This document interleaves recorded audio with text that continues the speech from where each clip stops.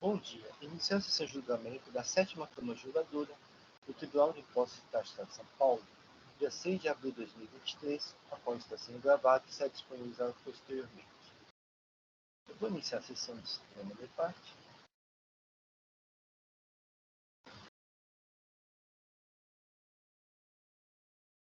Temos 4 processos nos dias de hoje. Vamos iniciar os trabalhos com os processos em que há política educacional e os patrões estão presentes. Vou começar com o processo de frigorífico agrícola Votuporanga, com recurso ordinário de meia relatoria, ao momento que eu vou fazer o registro da presença da patrona.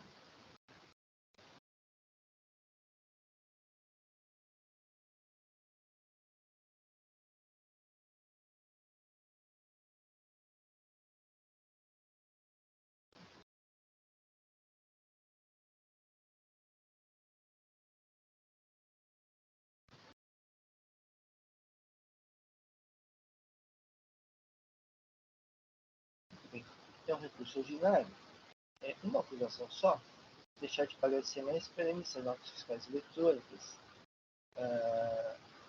que foram emitidas pelo contribuinte frigorífico agrícola Votuporanga, possibilitando a venda de subprodutos de abate de aves, óleo de ave e frango, farinha de penas e sangue, farinha de vísceras, ao contribuinte Luiz Henrique Arantes Sorocaba, utilizando a hipótese de isenção prevista no artigo 41, inciso 8, né, do seu regulamento, sem a devida observação quanto ao destino final dado a esse subproduto. A adição por instância do processo ainda, inconforme a adição por instância, o contribuinte interpôs o recurso ordinário, apresentando as seguintes alegações: isenção prevista no artigo 41, inciso 8, anexo do regulamento, da interpretação da Secretaria da Fazenda do Estado de São Paulo, alteração do critério jurídico, violação do artigo 156 do CPM, limitado lançamento, correta aplicação da isenção do artigo 41, inciso 8, anexo do regulamento, ausência de responsabilidade relevante por operações futuras, inconstitucionalidade e ilegalidade da autorização da calcula da multa e da utilização de índice superior a seguinte, ausência de credibilidade, relevação da multa, improcedente da multa, obrigação concurso. A da interpretação fiscal manifestou-se pela parcial provimento do curso ordinário para limitar os juros incidentes na taxa de saúde. Muito bem, esse é o relatório. Então, doutora Thais, fique à vontade para realizar a sustentação.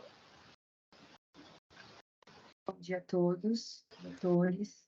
É sempre um prazer estar aqui no TIT.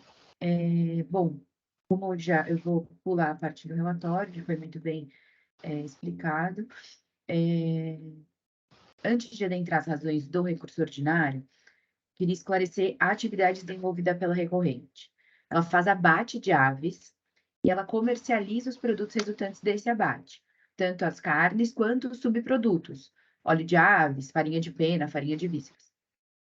Esses produtos, quando eles são destinados ao setor agroindustrial para a fabricação de ração animal, eles têm o benefício da isenção do ICMS do artigo 41, inciso 8º do anexo 1. Esse dispositivo, já é importante ressaltar aqui, esse dispositivo ele não exige a remessa imediata dos insumos para essa alimentação animal.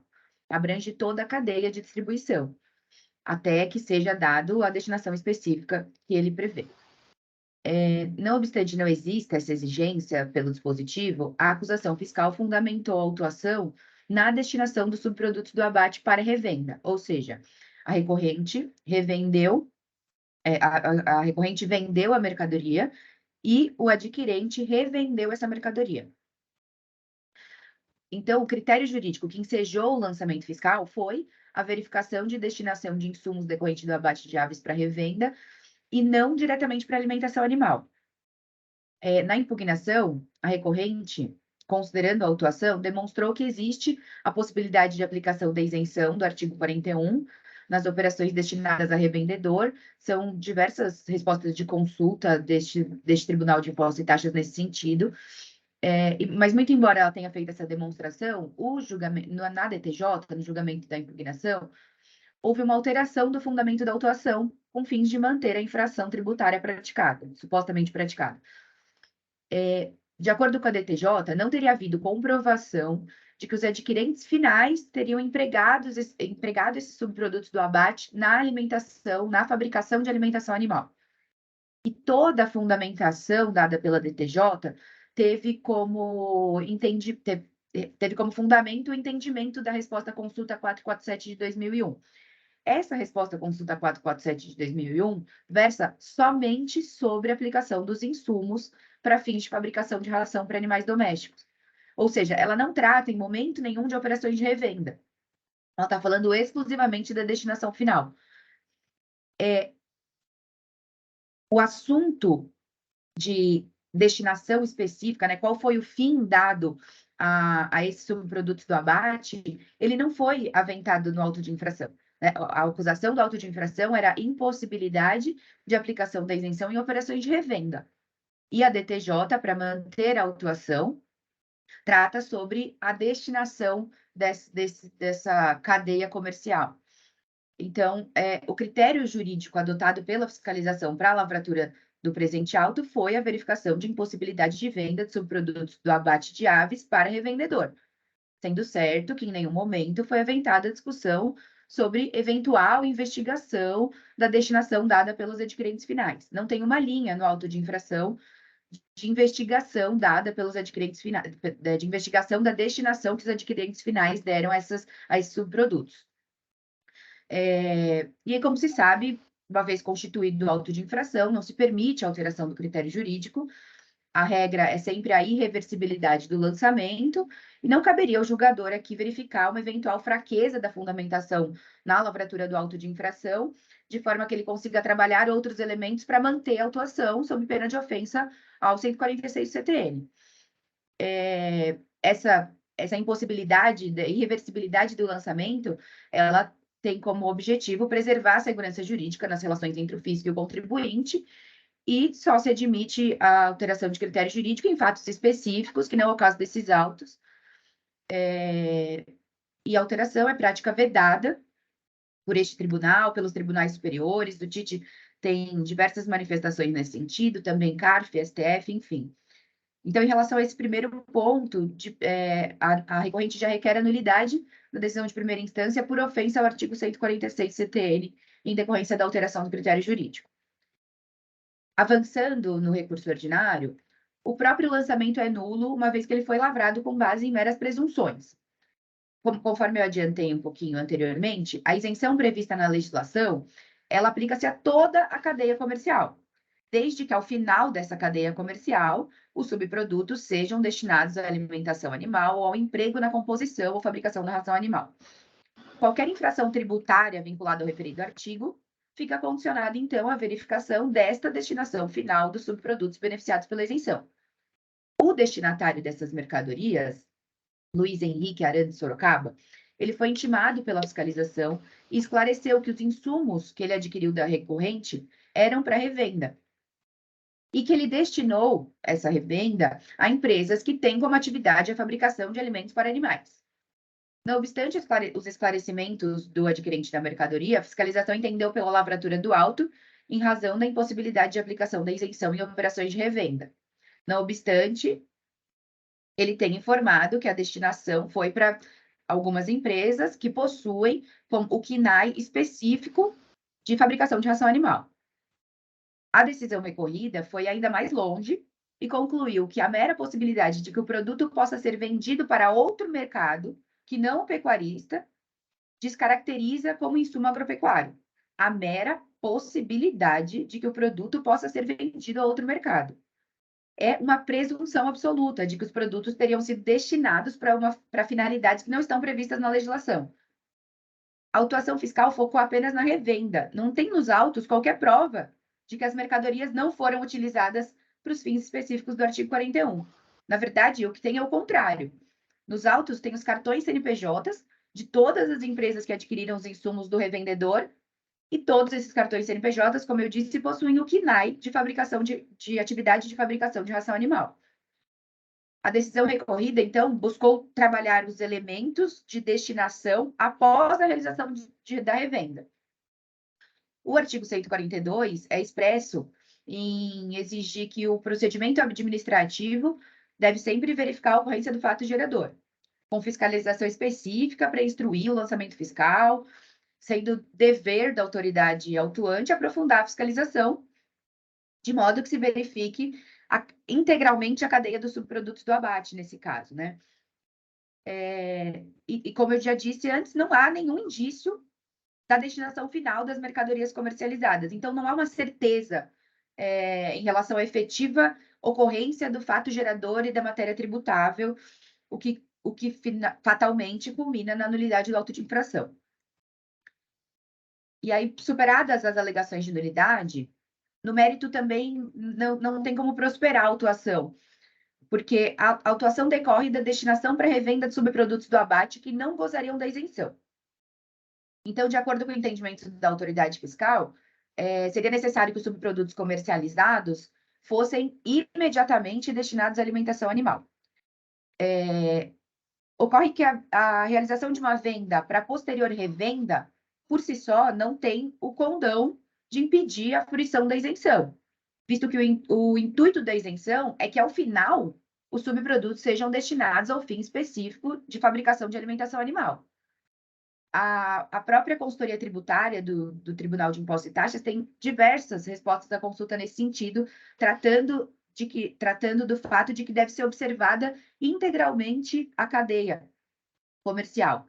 E aí eu vou abrir aspas aqui para citar uma dessas respostas da consulta, que é a 22895 de 2020, que ela conclui assim: a operação é isenta nos termos do inciso 8º do artigo 41 do anexo 1. Assim, não haverá diferimento do imposto na saída do produtor rural, mesmo que vendido a estabelecimento atacadista, como a consulente, desde que exija prova de que o destino final do produto seja aquele requerido pelo inciso 8º do artigo 41 do anexo 1. Então, diferentemente da resposta à consulta, a fiscalização entendeu que a revenda por si só caracterizaria uma destinação diversa do que foi exigido pelo dispositivo da isenção.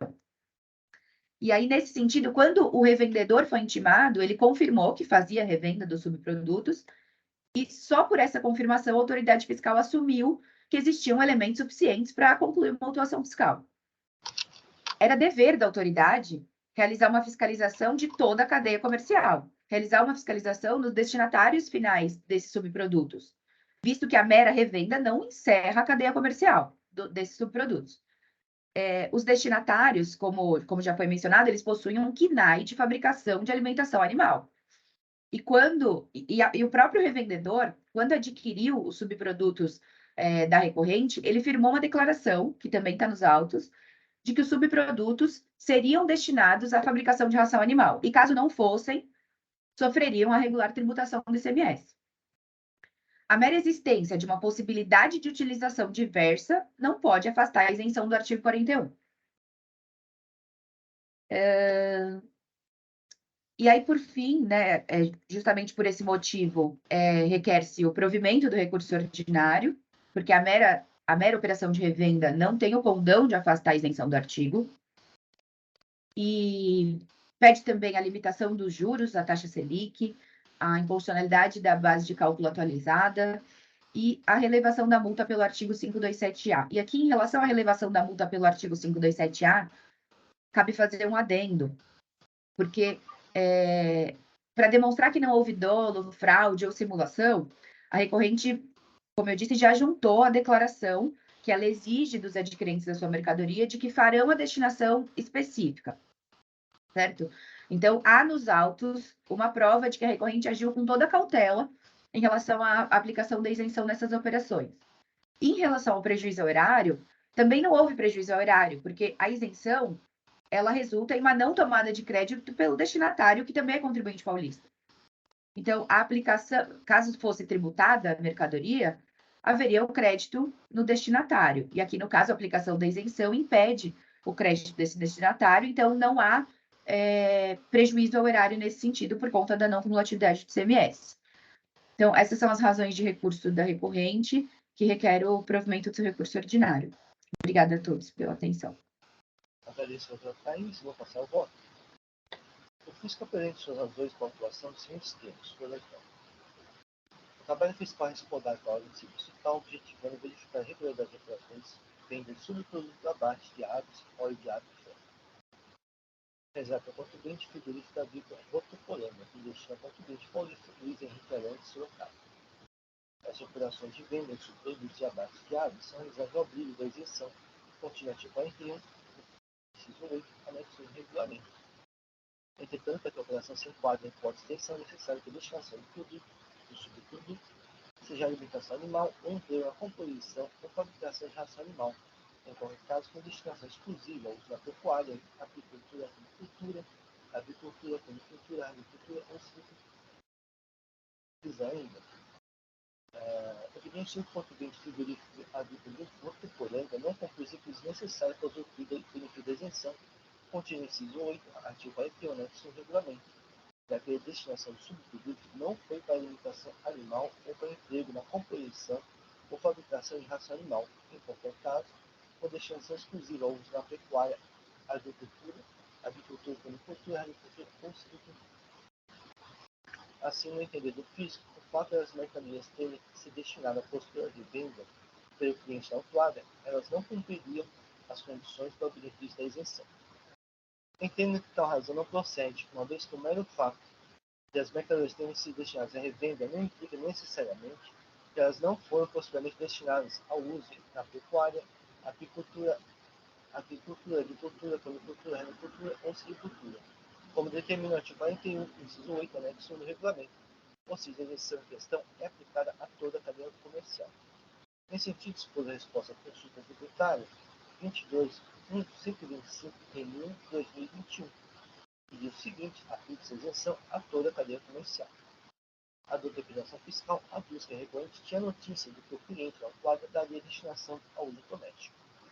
O cliente vigente, anexou cabo, declarou as folhas 6.501. Adquiridas da empresa agrícola hortiporanga, via de regra, são destinadas ao setor agroindustrial para a fabricação de ração animal. Excepcionalmente, a destinação a setor diversos, exemplo, rações domésticas, pet, porém, não é possível precisar sua destinação no momento da aquisição das mercadorias. Informamos ao POCIM que, na hipótese de destinação das mercadorias ao setor de ração doméstica, as operações de saída são regularmente tributadas pertinentes nos termos da legislação vigente. Assim, as mercadorias vendidas serviram de insumos para a fabricação de ração animal pelo cliente autuado com sua isenção, como consta expresso no inciso 8, artigo 41, anexo 1 do regulamento. Ainda a declaração traz fato excepcional, que para ensejar a gestão quadro deveria ser cabalmente demonstrado pelo físico perante seu cliente, que não foi breve, realizado e declarou.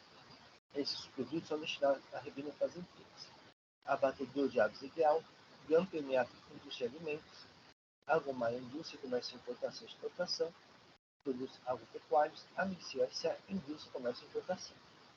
Conforme folhas 26 a 24 e 26, as atividades principais dessas empresas são criação de planos para aporte, fabricação de alimentos para animais. Assim, essas atividades são compatíveis com a destinação no norma isentiva, ou seja, não prova que efetivamente houve destinação diversa. Quanto à iniciância à indústria, comércio e importação, conforme folhas 27, consta a atividade principal de fabricação de medicamentos por uso veterinário, cujos produtos podem ter isenção, inciso 1, artigo 41, anexo do regulamento, e fabricação de alimentos para animais, que é compatível com a destinação norma isentiva, no inciso 8, artigo 41, anexo do regulamento, ou seja, não prova de que efetivamente houve destinação diversa. Assim, nos autos não resta provado que efetivamente houve destinação de mercadorias diversas na norma isentiva, lembrando que, como exposto, o simples fato de elas serem destinadas em empresa comercial para revenda não prova outra destinação diversa, pois a isenção se aplica a toda a cadeia comercial. Start entende que não procede a razão do fisco da acusação fiscal e é insubsistente a pretensão de destinação de mercadorias diversas normas científicas. Então, por isso, posto com esse documento tributário para afastar integralmente as agências fiscais. É assim que eu vou, no momento que eu vou fazer o registro dele.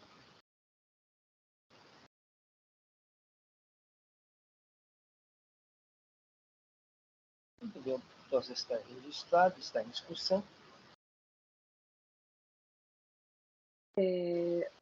Doutor Inácio, eu trouxe aqui uma manifestação em sessão que eu já solicitei, só para ressaltar alguns pontos aqui da representação fiscal.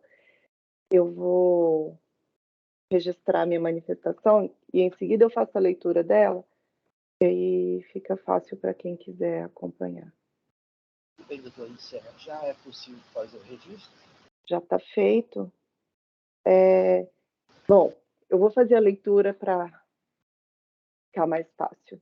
Pedi para me manifestar, tendo em vista que entendo ter sido comprovadas que as mercadorias não se destinaram exclusivamente a fabricantes de ração animal com destinação exclusiva ao uso na pecuária, apicultura, aquicultura, avicultura, cunicultura, ranicultura ou sericultura, conforme exigido no artigo 41, inciso 8 do anexo 1 do RICNE. Conforme se verifica nos autos das folhas 67 e 64, a própria recorrente trouxe aos autos a declaração do sócio da empresa, Luiz Henrique Arantes Sorocaba ME, de que, excepcionalmente, há destinação a setores diversos, ração doméstica PET. Entendemos que houve a confissão por parte da recorrente do desvio da destinação das mercadorias, fato que independe de prova nos termos do artigo 374 do CPC. Soma-se a isso o fato de que duas das empresas que foram relacionadas às folhas 23 são atuantes no mercado de ração PET, que a gente pode constatar numa simples busca no Google, mas a Amicio S.A. Indústria de Comércio e Importação e a Gran Premiata atuam na área de fabricação de rações PET. Ressalte-se que o CNAE, de fabricação de alimentos para animais, não faz diferenciação se esses alimentos são destinados à pecuária, apicultura, aquicultura, ou se são alimentos destinados a animais domésticos. Uma vez que a legislação condiciona a isenção do imposto à destinação do produto, é evidente que cabe ao contribuinte comprovar a correta destinação das mercadorias que foram vendidas com aplicação da isenção. A própria resposta à consulta 22.1251 de 2021, ela dispõe, aí eu vou ler aqui o trecho que eu destaquei dessa resposta à consulta. Assim, não haverá diferimento do imposto na saída do produtor rural, mesmo que vendido a estabelecimento atacadista como consulente, desde que exista prova de que o destino final do produto seja o requerido pelo inciso 8 do artigo 41 do anexo 1 do RICNE.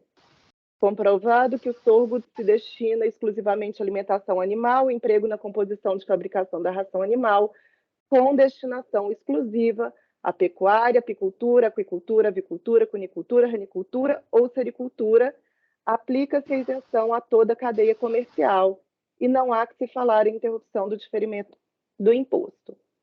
Assim, resta evidente que cabe ao contribuinte comprovar a correta destinação da mercadoria e que essa comprovação não ocorreu. Além disso, restou comprovada a revenda a empresas que dão aos produtos destinação diversa da prevista na norma isentiva. E diante do exposto, entendemos que a autuação deve ser mantida. É isso, presidente. Obrigada. Agradeço, doutora Luciana. Bom, eu vou manter meu voto, porque eu entendo o seguinte, né? A norma isentiva é relativa a cada fatiador. Cada fatiador é cada saída de cada mercadoria. Então, para verificar, então eu não posso, digamos assim, pegar todas as mercadorias e falar que uma delas não cumpre o requisito e todas cobrar imposto de todas.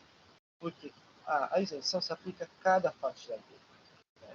Então, a cada saída de mercadoria, tem que ser comprovado que efetivamente não houve tal destinação. E eu acho que isso nos autos não está provado. Eu entendo que a razão do fisco é simplesmente o fato de que as saídas foram para uma empresa atacadista de revenda. Né? Eu acho que o fato ainda é muito pouco, né, para fazer tal afirmativa da inflação. Então, por isso eu vou manter meu voto. O processo ainda está em discussão.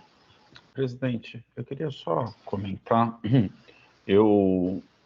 Quando a doutora Luciana comentou da empresa Amicio, Gran Premiata, eu vim dar uma pesquisadinha. E a Amicio, ela produz, sim, pelo menos no site dela, informa que ela produz ração para avicultura, aquicultura, suinicultura, rações comerciais e também tem uma linha PET, sim. A Gran Premiata eu realmente não consegui entrar no site deles. Bem, não consigo aqui. Então, eu concordo com o doutor Inácio que a gente não poderia, né? Até a manifestação da cliente, da autuada, Ele fala que produz ração para criação, excepcionalmente produz ração PET, né? Então, assim, se a gente fosse querer autuar, se a gente fosse autuar, a gente deveria entender o quanto, né? Então, assim, 10% é para a linha PET, tá bom, então a gente vai autuar 10%. Alguma coisa desse tipo, porque senão a gente está quebrando toda a isenção que teria que ter esse produto. E quando a empresa fala que excepcionalmente, e esse é o único dado que tem nos autos, né? Se o fiscal trouxesse, olha, 90% da produção ou 80% da produção é para a linha PET, daí tudo bem, a gente pode pensar em manter. Mas até quando o cliente fala excepcionalmente, não tem nenhum outro dado, para mim é um residual, né? Não é a atividade preponderante. Então, por isso, eu vou seguir o voto do Dr. Inácio. Muito bem. Não havendo mais inscritos, eu vou encerrar os debates. Eu vou verificar a de presença.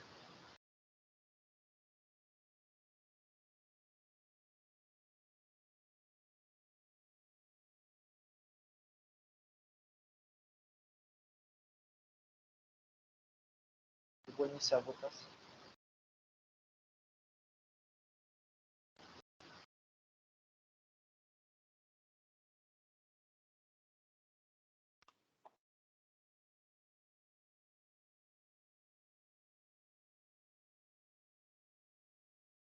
Muito bem, iniciada a votação. Recurso ordinário de frigorífica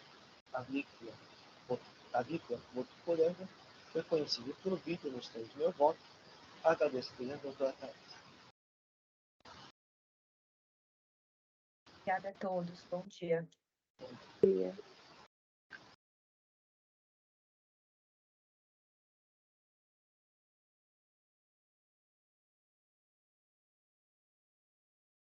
Passa para o processo de AGECOM Representações Comerciais em Irânia, recurso ordinário, relatora do Dr. Paulo Macedo. Só um momento que eu vou fazer o registro da presença da carteira.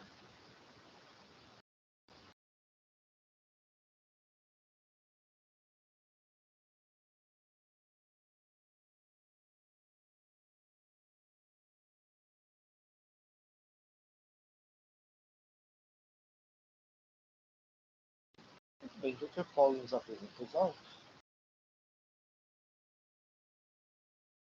Pois não. Aqui. O AIN tem somente uma acusação, que é deixar de pagar o imposto, devido, em decorrência de não... Nossa senhora, desculpa, mas o texto está meio truncado aqui. Em decorrência de ter indicado o estado de Mato Grosso como destino das mercadorias, e essas não saíram do território paulista, conforme se comprova pelos documentos juntados. E as operações em questão foram consideradas internas nos termos do artigo 36, parágrafo 4 do RICNAS. A autuada apresenta defesa e uma documentação complementar. Nos termos do artigo 36 da Lei 13457, a auditora fiscal da Receita Estadual autuante se manifestou. A julgadora fiscal converteu o feito em diligência à auditora fiscal autuante. Houve retorno de diligência. A representação emitiu parecer, a autuada apresentou petição e novos documentos. A decisão da primeira instância julgou procedente o AIN. Em face da decisão de primeira instância, a autuada apresentou recurso ordinário. Eu vou deixar as alegações para a patrona poder apresentar melhor, né? A representação apresentou contra-razões e os autos foram distribuídos para a minha relatoria. Esses são o breve relato aí, presidente. Agradeço, doutor Paulo. Então, doutora, fique à vontade para realizar a sustentação oral. Obrigada. Bom dia a todos, ilustres doutores. Como aqui já esclarecido pelo relator, doutor Paulo, aqui se trata de uma cobrança de auto de infração, né, que, em síntese, é em relação da alegação de que o contribuinte, a empresa, né, ela teria indicado nas saídas o estado do Mato Grosso, mas elas não chegaram efetivamente a sair do território paulista. Então, esse é o cerne da discussão aqui da cobrança, né? Antes de adentrarmos a razões de méritos, é importante aqui só destacar a operação que a empresa ela realizava, né? As operações autuadas, elas são relacionadas à comercialização de produtos vendido, que é o metanol, e ela tem todo um regramento, uma regulação específica da ANP, então, assim, ela depende de uma autorização expressa, ela conta com uma regulamentação da ANP, com necessidade de reporte de quantidade, de valores, destinatário, então, assim, não é um produto que realmente pode ser livremente vendido, que não sofre nenhuma regulamentação, nem regramento específico. E, além de todas as regulamentações, a recorrente além da comprovação da entrega pelo recorrente das mercadorias para transportadoras com conhecimento de transporte, né, destinado ao Mato Grosso, que constaram também da autorização da ANP. Então, tem toda essa regulamentação específica por trás das operações realizadas, né? Sobre um pouquinho da estruturação de como a empresa funcionava, a empresa ela implementava aquisição nacional de solventes, né, que estavam relacionados ao metanol, e esses produtos eles são estocados, né, assim que ingressam, nessa empresa terceira, que é situada no Porto de Santos, né? E posteriormente um armazém que em sua regra geral, né, todos eles eram estocados no Porto de Santos e eram vendidos diretamente para os consumidores. E os consumidores, né, os adquirentes da mercadoria, eles se responsabilizam pela retirada, integralmente pela retirada da mercadoria. Então, é por conta disso que a recorrente, ela pratica a venda, né, revenda das mercadorias, integralidade das condições de cláusula FOB, que é o Free On Board, né, que como é sabido, né, que é um caso em que a empresa vendedora, no caso a recorrente, ela se responsabiliza pela mercadoria até o momento da entrega de produtos para os caminhões transportadoras. Ou seja, a adquirente contrata, a adquirente, nesse caso, situado no Mato Grosso, nesse caso específico, contrata as transportadoras e a responsabilidade da recorrente aqui, como vendedora, por conta da cláusula dos termos contratados da revenda, ela se limita até a entrega dos produtos para as transportadoras, sendo completamente alheia à vontade da recorrente o trajeto que é realizado, o destino. Claro, sim, que a recorrente ela tem essa responsabilidade, tem responsabilidade fiscal com pagamento de tributo, com emissão de documento fiscal, todas as obrigações legais e fiscais cumpridas nos termos da cláusula da contratação que foi feita com a adquirente, né? E para isso, para comprovar que efetivamente houve a venda, a saída das mercadorias destinadas ao Mato Grosso, como já até esclarecido pelo relator, doutor Paulo, a recorrente ela trouxe um arcabouço, uma robusta documentação, tá? E que, embora tenha sido convertido em diligência antes do julgamento de primeira instância, em realidade, na decisão de primeira instância, ela afirmou que não deveriam ser consideradas essas documentações, elas foram apresentadas após o protocolo da defesa de primeira instância, né? E assim, na verdade, a recorrente, na época da juntada, justificou que, como tem toda essa logística, a questão da empresa localizada no armazém lá em Porto de Santos, tem uma questão logística, e realmente é uma documentação que é robusta, não são 2, 3, 4 páginas, né? Realmente a recorrente se preocupou à época de localizar para justamente trazer essa comprovação para os autos, né?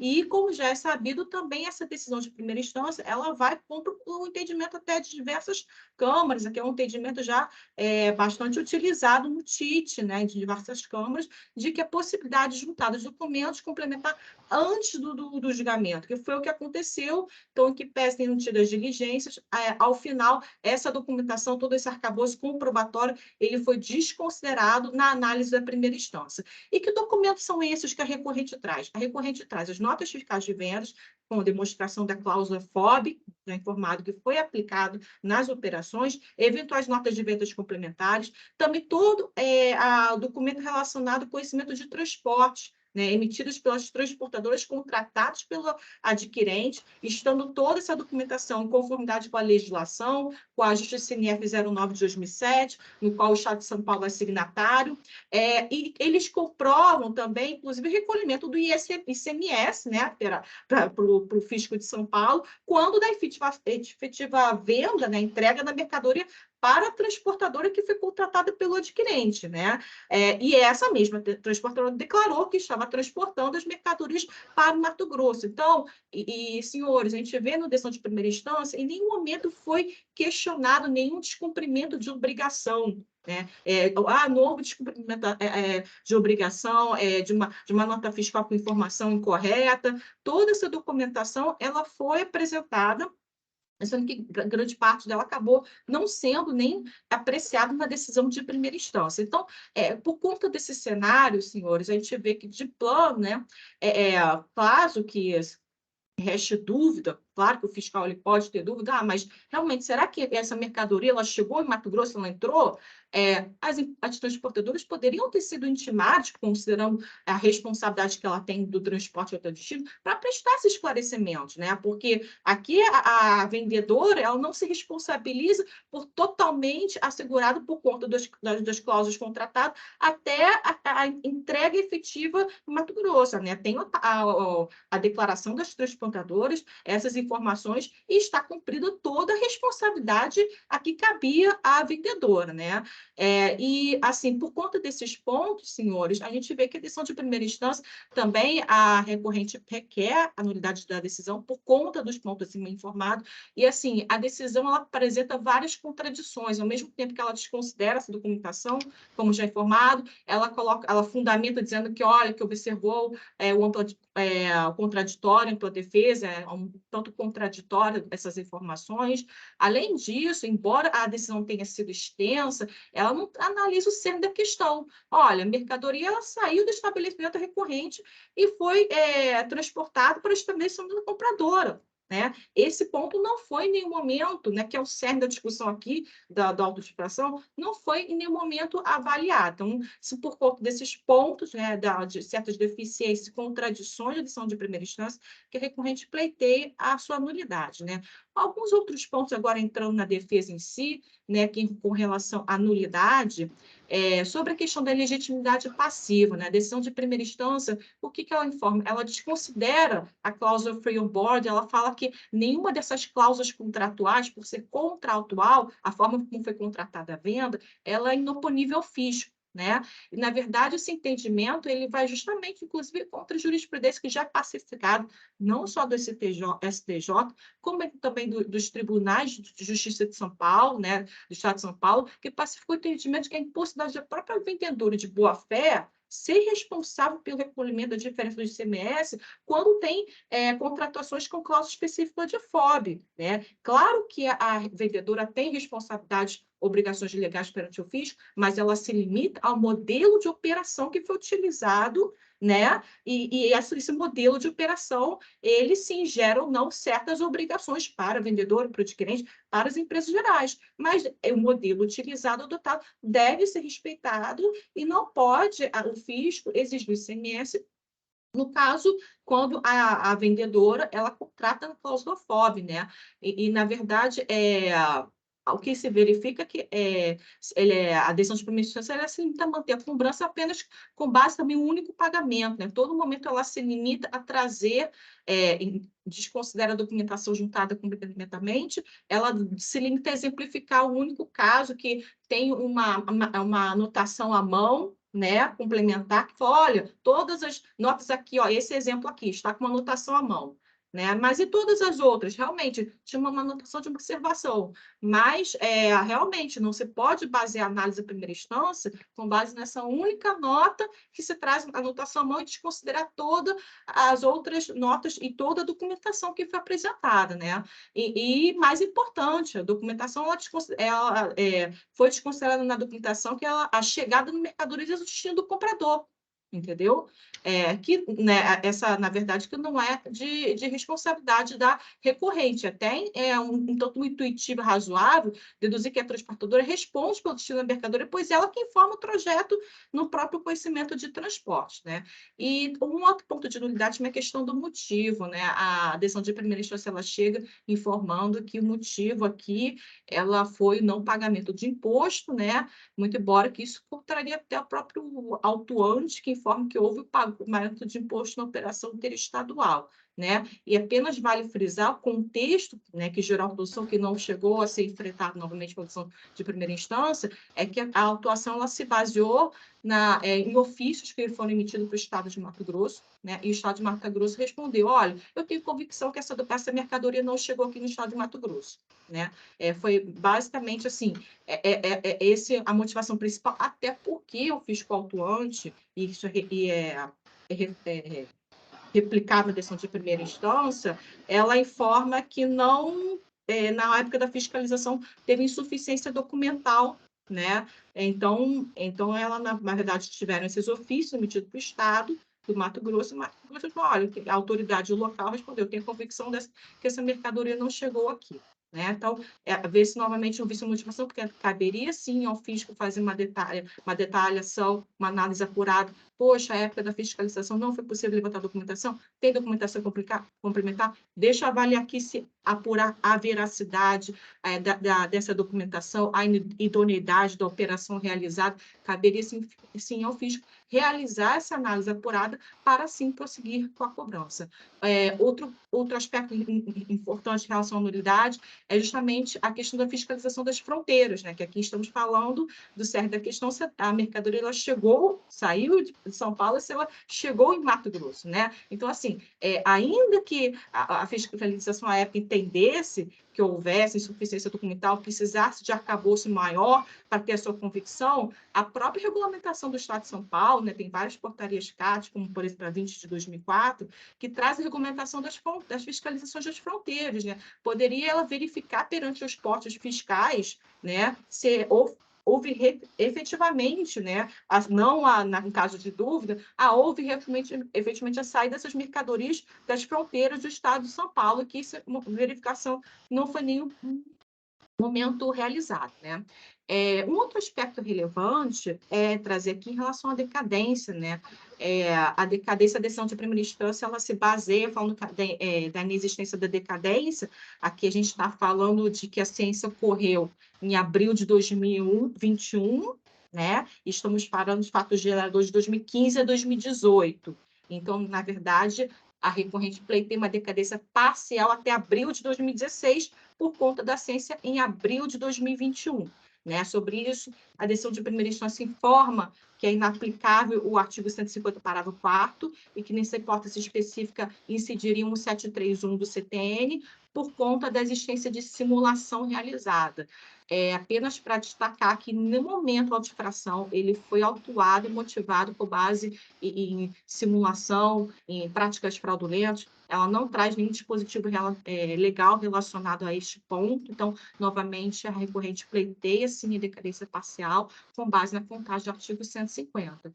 E quanto ao mérito, senhores, como já reforçado antes, né, anteriormente, aqui não se trata de hipótese em que a recorrente já cumpriu com todas as suas obrigações legais e fiscais, né, a ausência da responsabilidade da recorrente, que não possui nenhum vínculo com a transportadora de mercadorias e a sua destinação final, por conta da cláusula de contratação FOB, né, e, na verdade, a efetiva venda dos produtos situados no Mato Grosso, a recorrente ela comprova documentalmente. Então, novamente, a recorrente reforça a importância da análise e apuração documental nesse caso específico. Não estamos falando apenas de caso tese plano, sendo relevante a parte de análise documental que não foi considerado em primeira instância. Então, a recorrente já comprova que efetivamente as operações de venda com destinatários de Mato Grosso, com isso traz os valores, recebimento de valores, notas fiscais, conhecimento de transporte, né? Um esclarecimento que a recorrente gostaria de fazer na diligência que foi convertida antes da decisão de primeira instância, o fiscal levanta: olha, recorrente, né, na época impugnante, a empresa se limita a duplicar documentos fiscais para retardar a decisão de primeira instância. Sobre esse ponto, a recorrente gostaria de esclarecer que, na verdade, o que a recorrente fez? Ela trouxe toda a documentação que obteve e, novamente, algumas documentações que foram juntadas por amostragem na impugnação. Por quê? Porque, assim, há uma correlação entre a nota fiscal e o conhecimento de transporte, né, da mesma mercadoria. Então, a recorrente quis trazer esse jogo completo. Então, trouxe novamente alguns documentos que já haviam sido juntados e complementou para melhor demonstrar e exemplificar para o fisco. Então, assim, ela trouxe o jogo completo da correlação de toda a cadeia da nota fiscal, com o conhecimento de transporte, com a declaração do transportador, toda essa documentação. Então, por isso que tem algumas notas repetidas, mas a inclusão de uma ou outra duplicada não em nenhum momento ele manifestar sobre a questão da validade da documentação, né? Se é válida ou não, se é correta a operação ou se não é correta, né?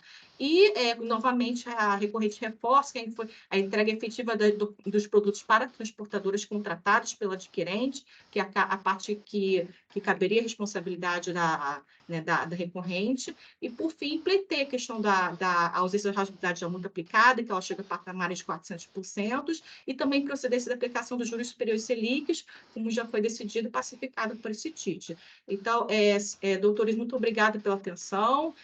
Por isso que a recorrente ela pleiteia o provimento do seu recurso para o cancelamento da cobrança. E a recorrente fica à disposição para esclarecimentos. Obrigada. Agradeço a doutora. Passo a palavra para o doutor Rafael, doutor Paulo. E eu vou iniciar meu voto. Inicio o voto analisando as supostas nulidades da decisão de primeira instância alegadas pela autuada. A autuada alega que a nulidade na decisão recorrida pelos documentos apresentados terem sido considerados extemporâneos.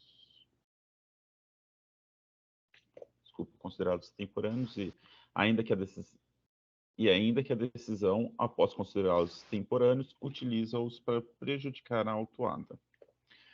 Tal alegação não deve ser acatada, pois os documentos realmente são extemporâneos. Isso ocorre pois o AIM foi lavrado em 5 de abril de 21, a defesa foi apresentada tempestivamente em 18 de maio de 2021, sendo que os novos documentos foram apresentados em 24 de novembro de 2021. Não há explicitação por parte da autuada de motivo de força maior ou ocorrência de fato superveniente para que os documentos pudessem ser acolhidos, conforme dito o artigo 19 da Lei 13.457. Ainda, o julgador de primeira instância não utiliza-se dos documentos, então somente cita no item 68 de sua decisão que, mesmo que pudessem ser acolhidos os documentos extemporâneos, esses não infirmariam a convicção do julgador. Alega também o contribuinte que a decisão ACO não analisou todos os DACTs acostados pela autuada e, por isso, deve ser anulada. A alegação não procede. Primeiro, porque boa parte dos DACTs estão nos documentos considerados extemporâneos e, portanto, não foram acolhidos. Segundo, porque não é necessário que o julgador manifeste-se detalhadamente sobre todas as provas, se já afirmou seu entendimento. Nesse ponto, é importante ressaltar que não é o caso de ignorar os DACTs acostados nos autos junto à defesa, mas que eles não infirmam a infração frente às demais provas. Também não deve ser acatada a alegação de nulidade da decisão por esta inverter o ônus da prova. O parágrafo 4º do artigo 36 do RICMES é claro em estabelecer que a comprovação da saída de mercadoria do território paulista é obrigação do contribuinte. Assim, não há o que se falar em inversão do ônus da prova. Todavia, me deterei mais a fundo sobre as provas na análise de outras alegações autuadas. Outra alegação de nulidade da decisão recorrida seria devido ao fato de que o julgador de primeira instância informa que deve ser aplicada a regra do artigo 173 do CTN para a decadência frente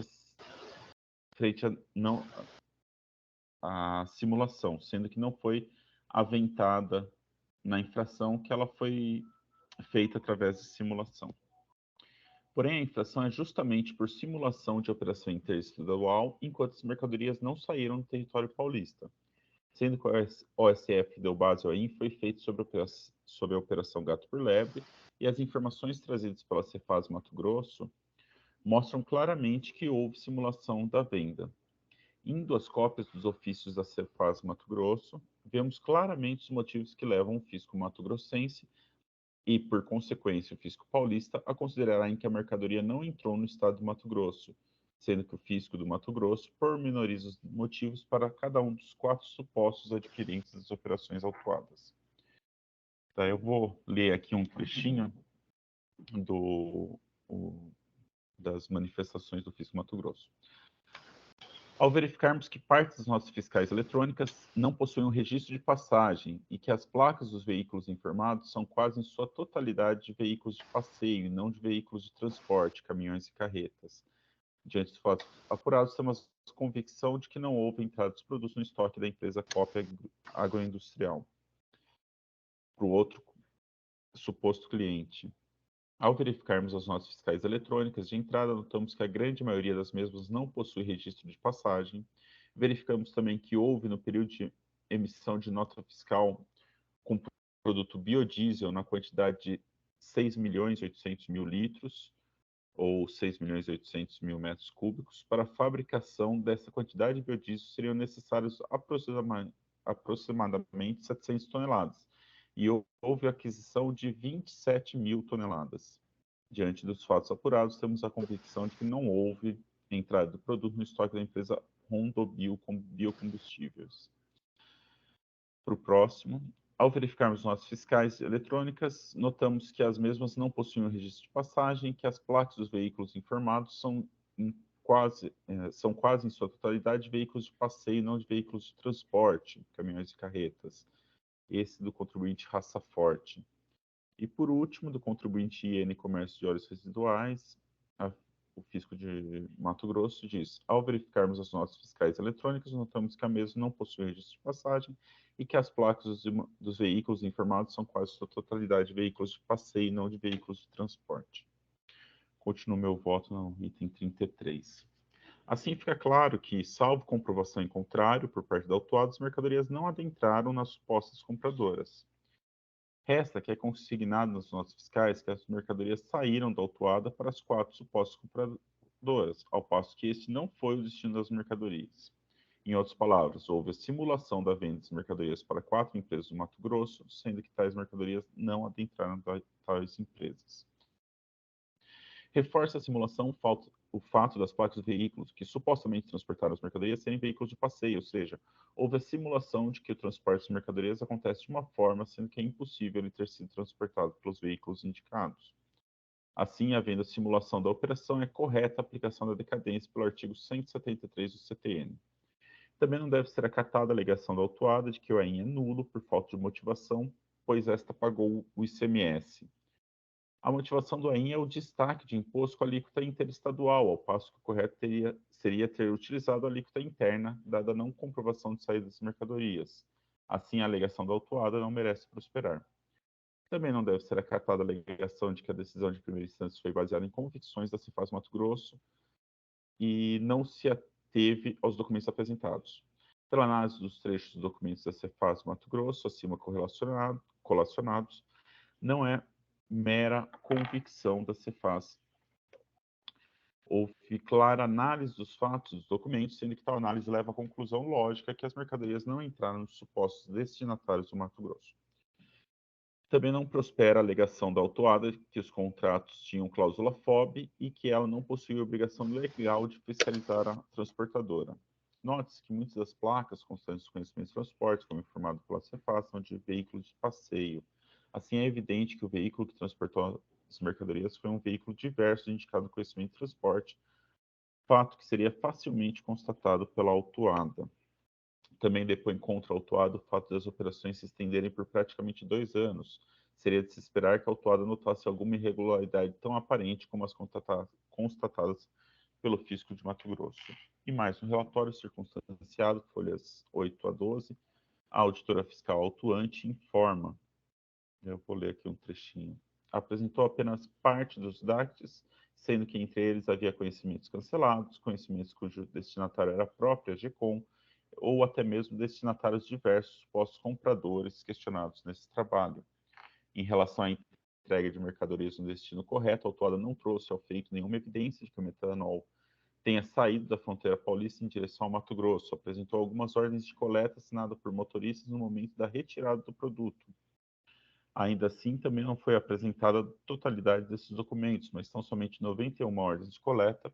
A título de comparação, a notificação questiona um total de 1.968 notas fiscais. Ainda identificamos uma divergência em relação à origem física da mercadoria.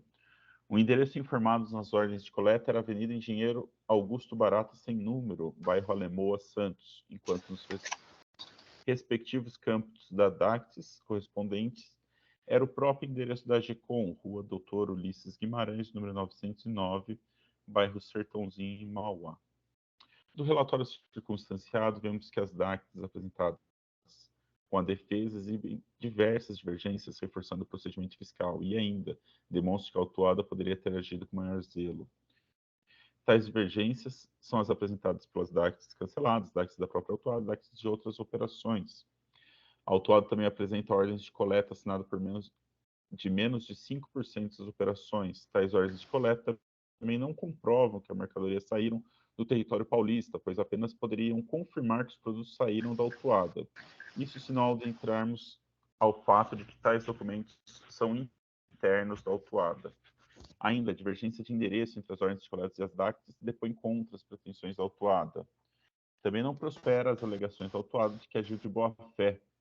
O artigo 136 do CTN é claro em estabelecer que a responsabilidade por infrações à legislação tributária independe da intenção do agente ou do responsável e da efetividade, natureza e extensão dos efeitos do ato.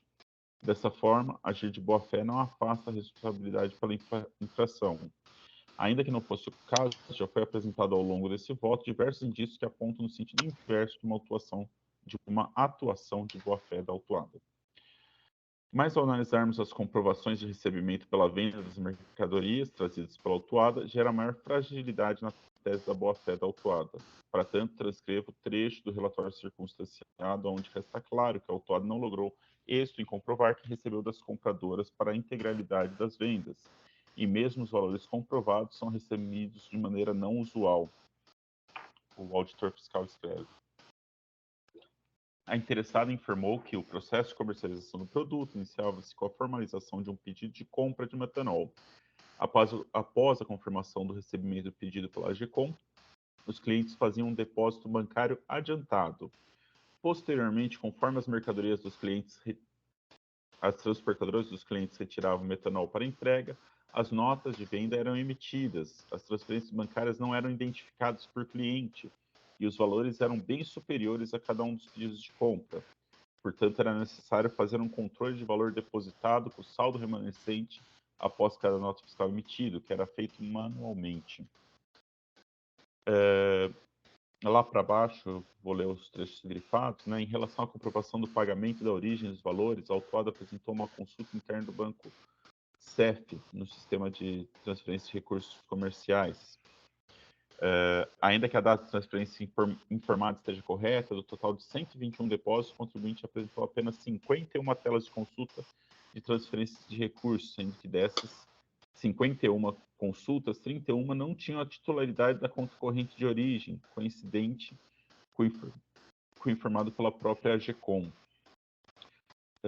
Daí ele dá um exemplo, que no exemplo abaixo foi escrito à mão Feliz, Cooperativa Agroindustrial dos Produtores Rurais de Feliz, Natal, ao lado do valor de R$ 719 mil, creditado no dia 5/8. Contrariamente, no arquivo de consulta de transferência dos recursos, esse valor não teve como conta de origem a empresa Cooper Feliz, mas sim a Rondobio. Por todo o exposto ao longo do voto, vemos que há farto material probatório da não entrada de mercadorias no estado do Mato Grosso, ao passo que a autuada não apresenta material probatório suficiente para infirmar a acusação. Apresentar as notas fiscais e as DACs não socorre a autuada, dadas as diversas inconsistências já apontadas por este voto. Daí eu vou falar que a multa, a autuada alega que a multa é desproporcional e confiscatória, mas elas estão baseadas em lei válida, vigente e eficaz, e aplicar a súmula 13 e a súmula 10 para limitar os juros. Ante exposto, conheço do recurso ordinário e ele deu parcial provimento somente para limitar os juros à taxa Selic. Presidente, assim que eu voto, vou só fazer uma alteraçãozinha aqui no meu voto, um errinho de digitação e já registro ele.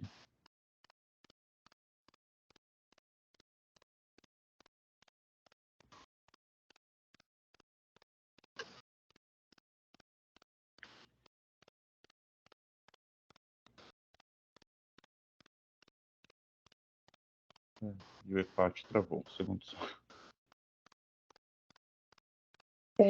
Eu posso só fazer um comentário enquanto o Paulo faz essa correção do voto dele? Sim. É que teve um ponto nesse processo que, quando eu fui estudá-lo, me deixou um pouco confusa essa discussão em relação à aplicação da regra decadencial, e eu fui buscar até lá na defesa da contribuinte que o que originou toda essa discussão de decadência foi o fato do fiscal ter colocado no relatório circunstanciado o seguinte trecho assim: a época das infrações, aí entre parênteses, período entre os anos de 2015 e 2018, a razão social do autuado, e enfim. E ela se apegou desse parêntese, período entre 2015 e 2018, e trouxe aqui esse pedido de aplicação da decadência pelo 140, parágrafo 4º, que é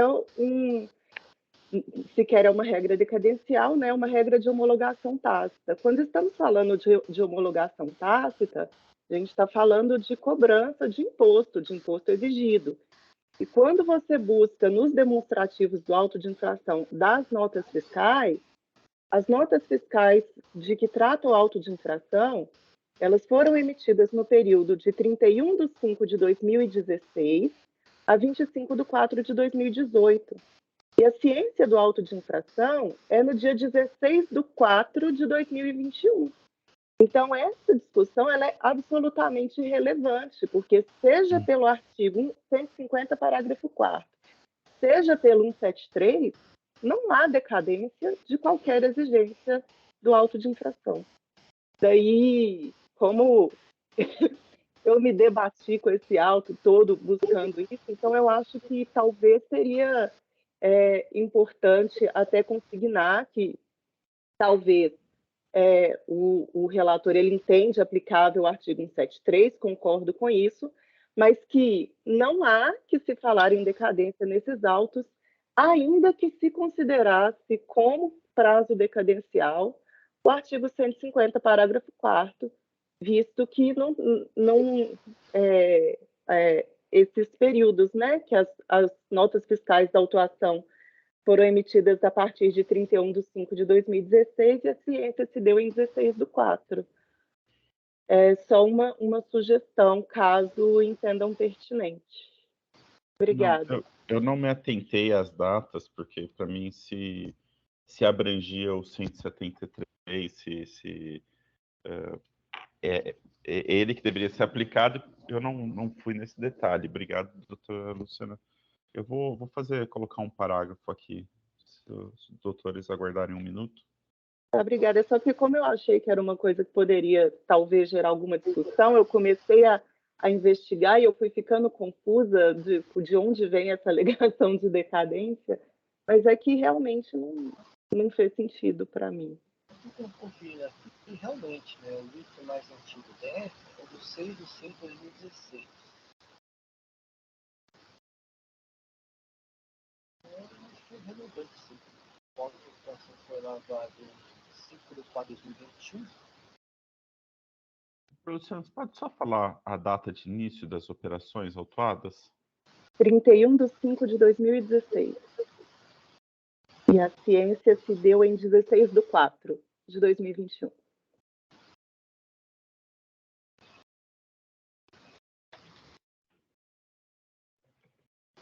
Eu acho que eu preciso habilitar a edição do seu voto primeiro, Paulo.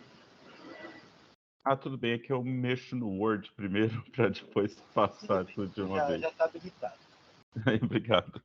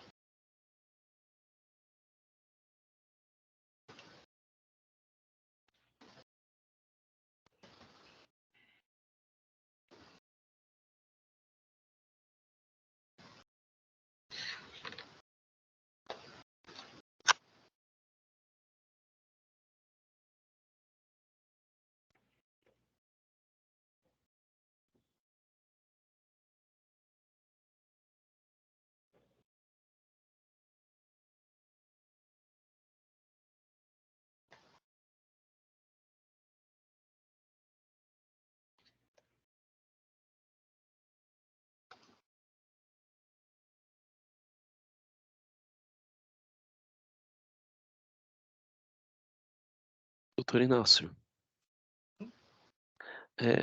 Só para fazer um esclarecimento, eu tenho alguns votos que eu admito a juntada posterior de documentos, mas só para não parecer que eu sofro de esquizofrenia, mas nesse caso, ficou muito claro que tanto na defesa, onde não há o esclarecimento sobre o motivo pelo qual era necessária a juntada posterior e a impossibilidade de juntada naquele momento, como na petição de juntada da documentação em novembro, que datada de agosto, também não há um esclarecimento sequer relacionado à impossibilidade de juntada.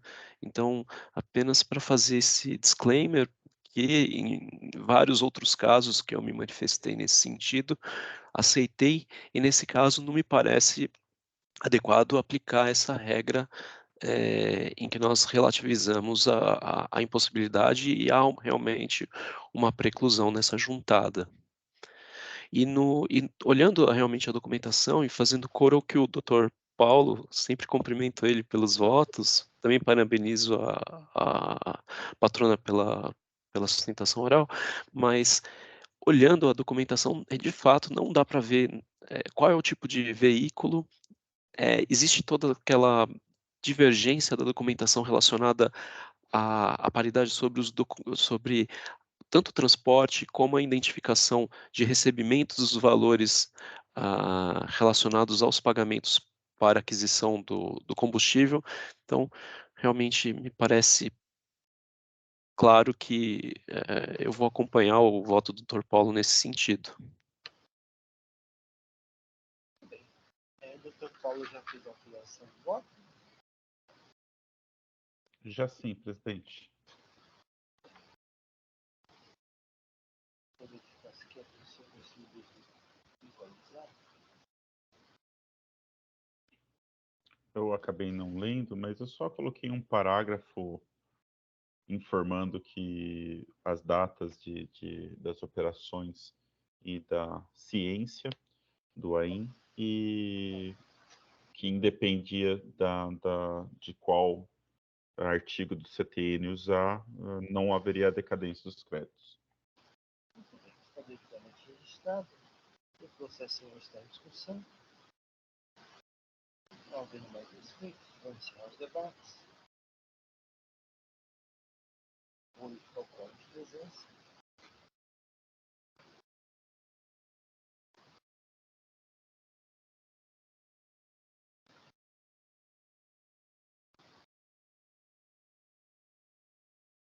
Vou iniciar a votação.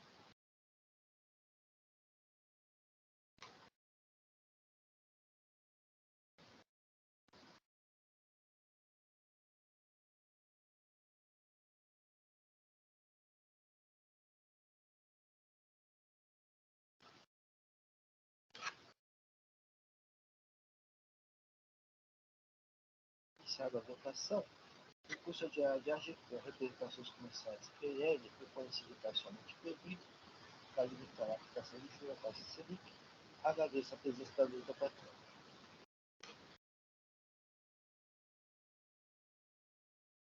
Obrigada, tá? Bom dia, obrigado. Bom dia.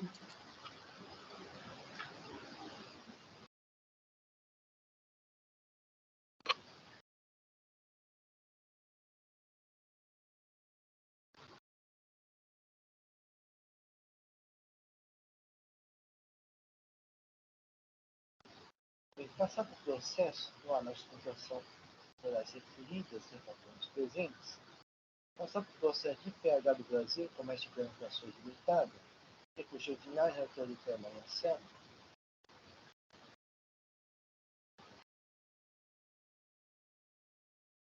Aqui, presidente, por favor, vou registrar o voto.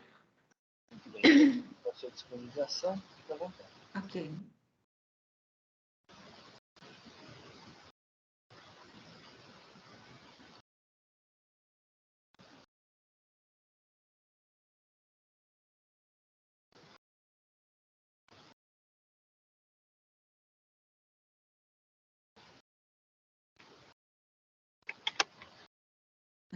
Editar relato.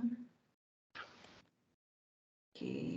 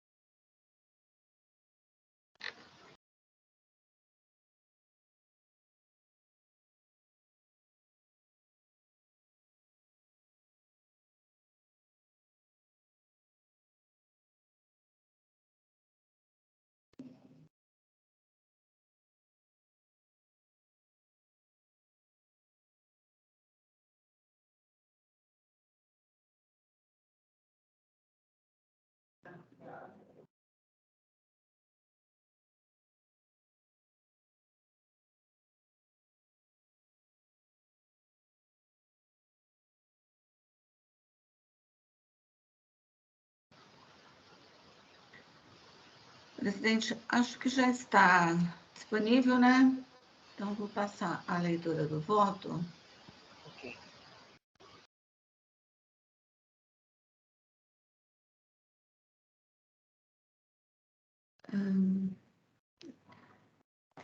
Então, a IPH do Brasil e Representações Limitada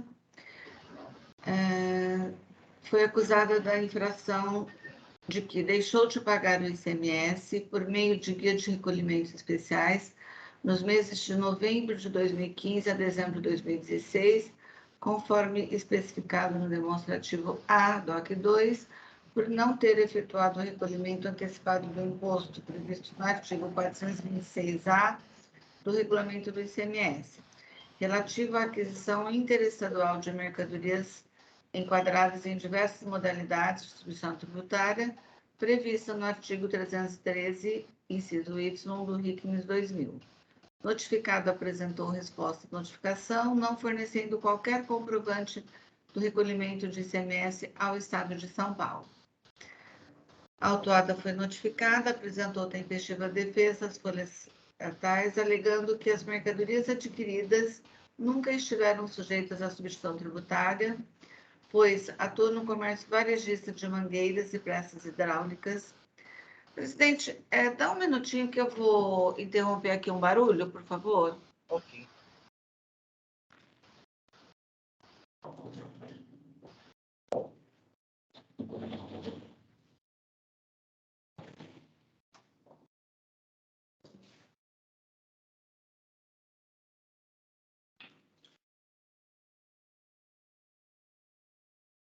Obrigada.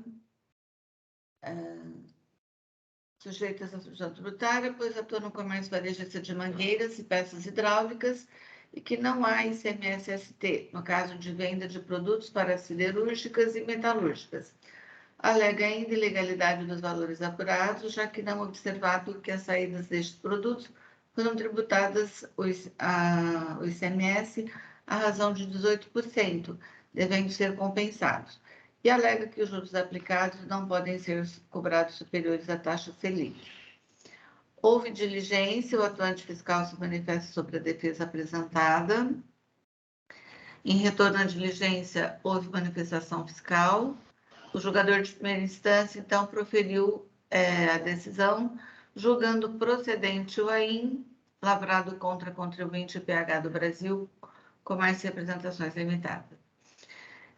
A recorrente interpôs o recurso ordinário, requer a reforma da decisão e os pressupostos de admissibilidade foram conhecidos. A representação fiscal juntou suas contratações ao recurso ordinário e, não havendo protesto por sustentação oral, eu passo a decisão. No exame do presente apelo ordinário, verifica-se que o mesmo está revestido dos requisitos mínimos de admissibilidade, motivo pelo qual conheço e passo ao seu julgamento. Em suas razões recursais, a recorrente reitera a alegação de que as mercadorias adquiridas não estão sujeitas ao recolhimento do imposto sobre sistemática da substituição tributária do artigo 313, inciso Y do RICMES 2000, pois a recorrente comercializa os produtos para a siderúrgica, embora os mesmos possam ser usados em construção.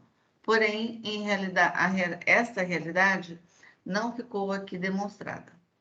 Assim, a linha de argumentação da recorrente é no sentido de que as mercadorias não estão sujeitas ao recolhimento do imposto por comercializar tais produtos como siderúrgicas em consonância com o contrato social. Porém, não cabe razão à recorrente, conforme abaixo exponho. As normas legais infringidas neste auto de infração foram o artigo 426-A, combinado com o artigo 313, inciso Y, ambos do RICMES, os quais abaixo eu transcrevo. Então, eu cito os artigos, cito também, esse tema também é bastante já discutido pela Secretaria da Fazenda, onde a decisão normativa CAT 6 de 2009, que revogou a antiga decisão normativa CAT 5 de 2008, firmou o seguinte entendimento. Então, eu cito a decisão da normativa CAT, número 6, de 9 de abril de 2009, publicada no Diário Oficial de 10 de 4 de 2009. Aí passo ao meu voto. Portanto, ao meu entendimento, é indiscutível a tributação pelo regime da substituição tributária nas mercadorias transacionadas pela recorrente. Desculpe, espera um pouquinho que eu pulei aqui. A substituição, deixa eu ler um trechinho do presidente da decisão normativa CAT. Então, a substituição tributária prevista no artigo 313Y do RICMES 2000 é aplicável na saída com destino a estabelecimento localizado em território paulista das mercadorias arroladas por sua descrição e da classificação na NBM-SH no seu parágrafo 1º e que se caracterizam como materiais de construção e congêneres. Aí eu leio, então, o inciso A.1. Para efeito do artigo 313-Y do RICMES 2000, caracteriza-se como material de construção e congênere, independentemente da aplicação a ser dada a ele por seu adquirente final. Produto que, dentre as finalidades para as quais foi concebido e fabricado, encontra-se a de uso em obras as referidas no parágrafo 1º do artigo 1 do anexo 11 do RICMES 2000. E aí continua, então. Assim, de acordo com a legislação e de acordo com a nomenclatura das mercadorias transacionadas pela recorrente, a mesma está sujeita ao regime de substituição tributária, uma vez que se tratavam de materiais que foram concebidos e fabricados para construção, independendo da sua destinação. Por isso, até mesmo por medida de equidade com aqueles que transacionam apenas dentro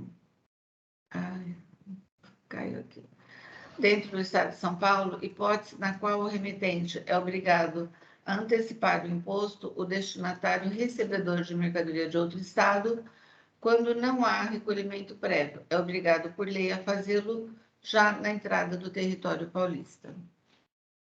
Portanto, ao meu entendimento, é indiscutível a tributação pelo regime da substituição tributária nas mercadorias transacionadas pela recorrente proveniente de outro Estado, que não há acordo que obrigue o remetente ao recolhimento do imposto devido ao destinatário. A recorrente alega ainda que o cálculo do AIM deveria levar em consideração que a mesma recolheu por conta da saída subsequente, mesmo que parte dela tenha ocorrido para contribuintes paulistas sob a alíquota de 18%. Porém, mais uma vez, não cabe razão à recorrente. De fato, o recolhimento antecipado do imposto por substituição desobriga o pagamento na saída subsequente. Porém, o pagamento na operação subsequente não é e nem poderia ser considerada como um crédito na cobrança de ofício pelo não pagamento de ICMS, com base no artigo 426-A do RICMES 2000. E como bem levantado pelo julgador de primeira instância, nem o remetente de outro estado e nem a recorrente recolheram ao Estado de São Paulo o ICMS devido por substituição. Sendo assim, como não houve recolhimento por parte do remetente, é irrelevante a existência ou não de protocolo que a obriga a recolher o imposto direto. Deixa eu mudar aqui porque está caindo. Só um minutinho.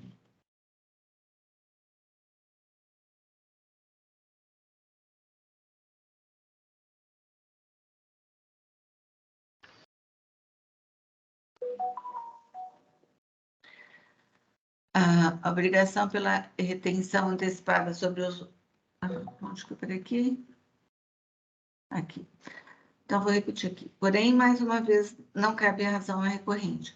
De fato, o recolhimento antecipado do imposto por substituição desobriga o pagamento na saída subsequente. Porém, o pagamento na operação subsequente não é e nem poderia ser considerado como um crédito na cobrança de ofício pelo não pagamento do ICMS, com base no artigo 426-A do RICMES 2000. Como bem levantado pelo ilustre julgador de primeira instância, nem o remetente do outro estado e nem a recorrente recolheram ao Estado de São Paulo o ICMS devido por substituição. Sendo assim, como não houve recolhimento por parte do remetente, é irrelevante a existência ou não de protocolo que a obriga a recolher o imposto direto ao Estado de São Paulo, tendo em vista que a falta de retenção na origem faz recair na lógica do artigo 426-A do RICMES 2000, a obrigação pela retenção antecipada sobre os ombros do adquirente paulista, que, em atenção ao princípio da não cumulatividade, poderá se creditar do valor cobrado na etapa anterior da cadeia. Quanto à atualização da base de cálculo da multa e aplicação de juros de imóveis sobre a multa, entende-se que se a metodologia usada está de acordo com a legislação e de acordo com o entendimento simulado deste Tribunal de Impostos e Taxas. Cito, então, a súmula 13. Com relação à taxa de juros, como o presente processo teve origem no lançamento de crédito tributário de fatos anteriores a 1 de 11 de 2017, entendo que deve ser aplicada a metodologia da súmula 10 de 2017 revisada deste Tribunal de Impostos e Taxas, que cancelou a súmula 8 deste mesmo colegiado, conforme o novo texto abaixo. Diante do exposto, de todo o que dos autos consta, conheço do recurso ordinário interposto pelo contribuinte IPH do Brasil Comercial em Representações Limitada e lhe dou parcial provimento somente para limitar os juros aplicáveis ao montante de imposto e multa das exigências fiscais objeto do AIM, a taxa Selic. É como voto, presidente. Coloco a apreciação dos meus pares. O processo está em discussão. Não havendo inscritos, vou iniciar os debates.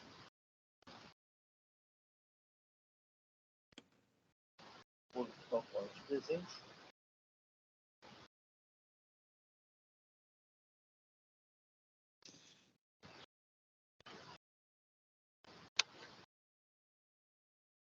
Vou iniciar a votação.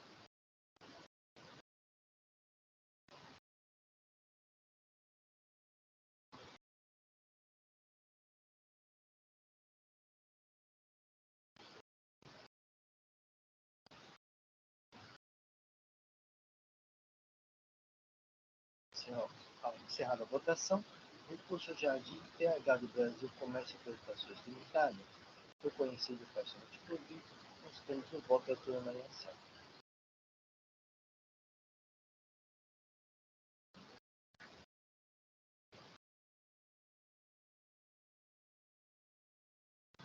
Passando o processo de BIM, Transporte e Logística Aérea, recurso ordinário, relator Dr. Paulo Macedo, não há protesto sustentacional e nem relator presente.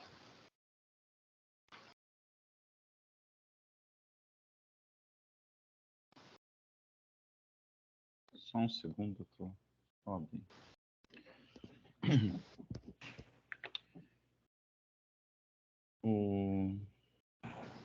Vamos lá. O AIN, ele tem 12 infrações, era isso? 11 infrações. Eu vou pular a leitura delas, até porque eu cito elas no meu voto. Apresentada defesa, apresentada manifestação fiscal, a primeira instância julgou o AIN procedente, houve recurso ordinário e a representação fiscal converteu o feito em diligência ao auditor fiscal autuante. Houve a manifestação do auditor fiscal autuante e a representação fiscal, então, apresenta as contrarrazões. Vou passar para o meu voto no item 12.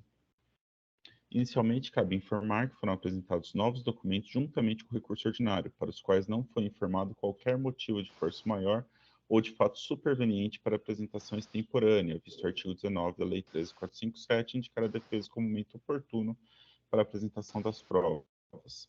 Ainda, os documentos são todos da própria autuada, afastando ainda mais qualquer motivação de força maior para sua apresentação extemporânea. Todavia, para não parar qualquer indício de cerceamento de defesa, passemos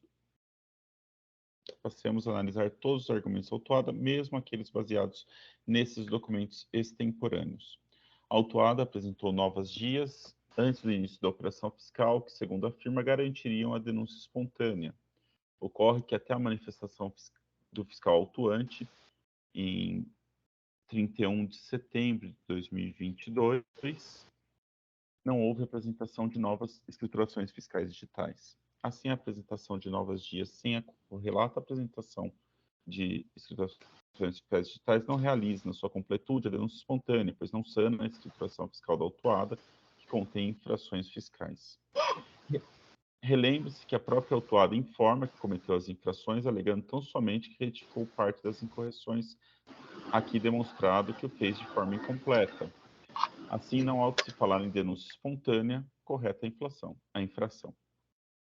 Aplico a súmula 10 para limitar os juros e é isso.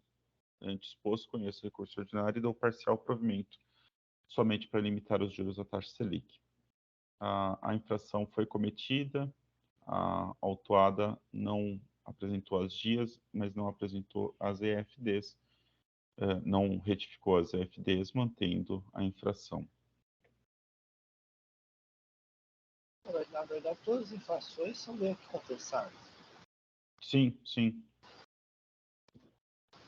Doutor Paulo, existe comunicado no processo um parcelamento. Esse parcelamento está ativo e sendo pago.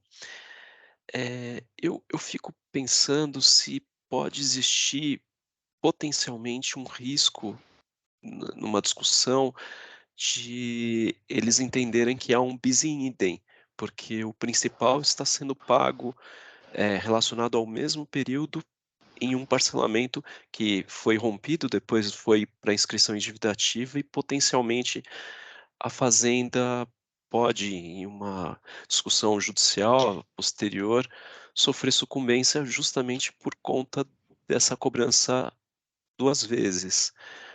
Eu não sei se seria o caso, talvez, de, suprimir a cobrança do principal e considerando que, de fato, não há denúncia espontânea suficiente, porque eles não retificaram o SPED, se a gente poderia, talvez, excluir o ICMS da cobrança e manter a multa juros e, claro, com a limitação da súmula 10.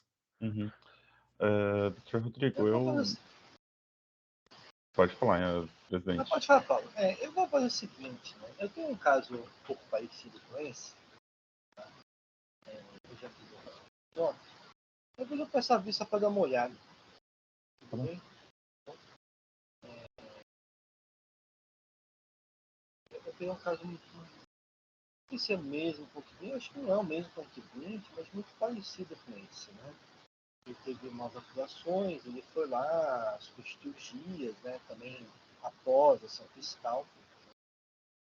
Eu só vou dar uma olhada nesse processo, para você ver com mais cuidado.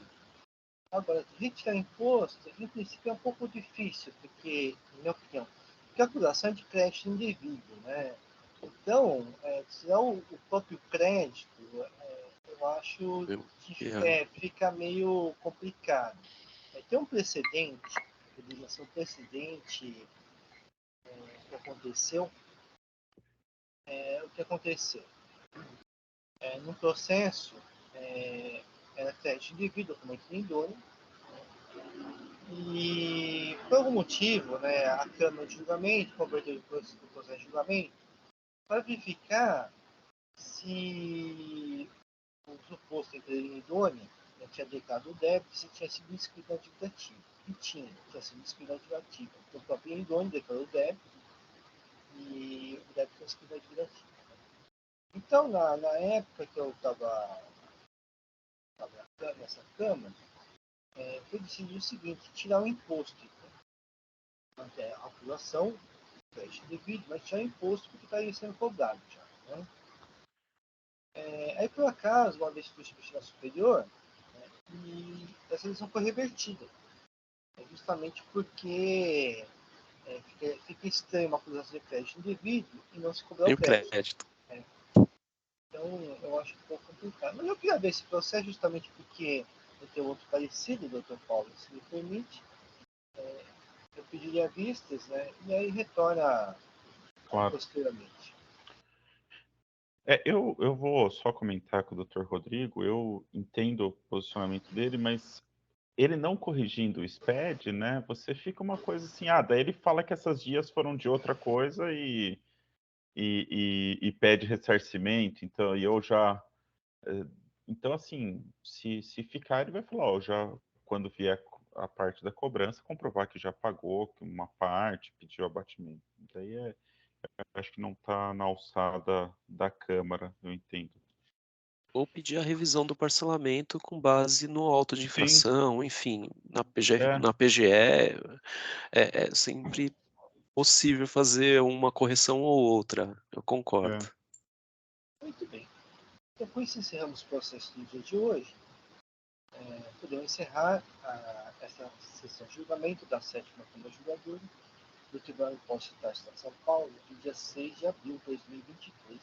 Agradeço a todos e pediria para os olhos encerrar a gravação.